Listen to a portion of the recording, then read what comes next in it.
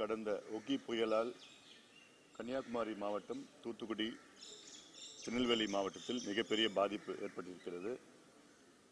10க்கும் மேற்பட்டவர்கள் இறந்திருக்கின்றார்கள். ஆயிரக்கணக்கான ஏக்கர் பயிர் சேதம் நடந்திருக்கிறது. இன்னும் பல கிராமங்களில் மின்சார வசதி இல்லை. கிராமங்கள் நீரால் துண்டிக்கப்பட்டிருக்கிறது.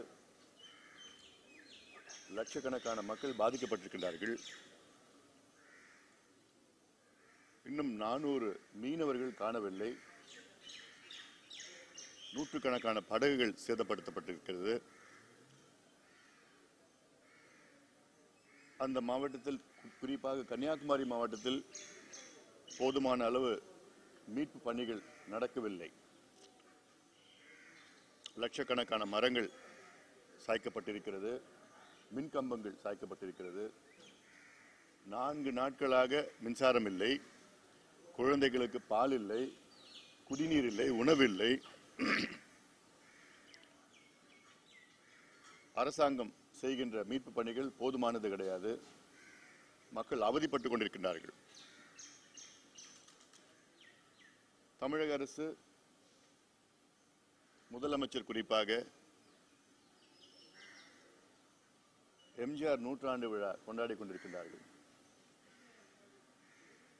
கேரள முதலமைச்சர் அங்கே அவருடைய மூத்த 3-4 அமைச்சர்களை அங்கே அனுப்பி வைத்து, அங்கேயே தங்கி அதிகாரிகளை தங்க வைத்து, அங்கே கேரளாவில் மீட்பு பணிகள் வேகமாக நடந்து கொண்டிருக்கிறது. ஆனால் இங்கே அந்த போன்று எதுவும் நடக்கவில்லை. மத்திய அரசும் உடனடியாக உதவி செய்ய வேண்டும். மிகப்பெரிய பாதிப்பு ஏற்பட்டிருக்கிறது. ரப்பர் தோட்டங்கள் அழிந்திருக்கின்றன. வாழை தோட்டங்கள் அப்படியே சாய்ந்திருக்கின்றன. நெல் எல்லாம் நாசப்படுத்தி, கிராம்பு போன்றவரெல்லாம் மிக பெரிய பாதிப்பு அங்கே இருக்கின்ற விவசாயிகளுக்கு ஏற்பட்டிருக்கிறது. அதற்கெல்லாம் நிவாரணம் அரசு உடனடியாக தர வேண்டும். இறந்த குடும்பத்திற்கு குறைந்தது 10 லட்சம் ரூபாய் அரசாங்கம் நிவாரணமாக கொடுக்க வேண்டும். அந்த குடும்பத்திற்கு, அங்கு இருக்கின்ற ஒருவருக்கு அரசு வேலை கொடுக்க வேண்டும்.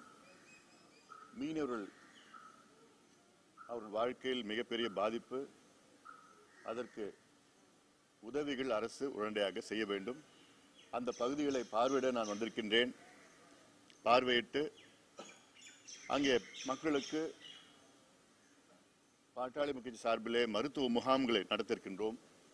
எங்களால் என்னென்ன உதவிகள் செய்ய முடியுமோ நிச்சயமாக செய்ய நாங்கள் திட்டமிட்டிருக்கின்றோம். 2015 சென்னையில் நடந்த வெள்ளம் மிகப்பெரிய பாடம் நமக்கு. அந்த அடிப்படையில் கன்னியாகுமரி மாவட்டம் மிகப்பெரிய பாதிப்பு. அங்கே சென்று மீட்பு பணிகளில் எங்களுடைய கட்சி தொண்டர்கள் ஈடுபட்டிருக்கின்றார்கள். அங்கே அந்த மக்களுக்கு ஆறுதல் அளிக்க, அவர்களுக்கு உதவி செய்ய நாங்கள் செல்ல இருக்கின்றோம்.